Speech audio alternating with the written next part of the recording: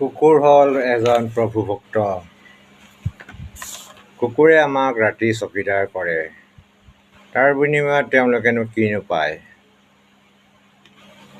এইটো কথাও ক'ব লাগিব, এটা দুখীয়া ঘৰত যিটো ঘৰত খাবলৈ কোনো ভাল বস্তু নাই, খোৱা বোৱা নাই, সেইটো কুকুৰ আনি আমি পালি এতিয়া তাই যিমান সুখেৰে সদায় মাছ মাংসৰ ভাতেৰে তাই ভাত খাই ফুৰিছে।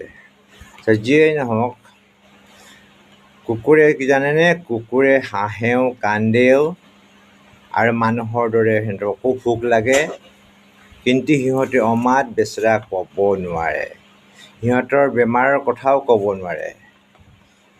লিখিত মতে প্ৰথমতে ভাত দিব লাগে কুকুৰক, তাৰপিছত মেকুৰীক, তাৰপিছতহে মানুহে খাব লাগে।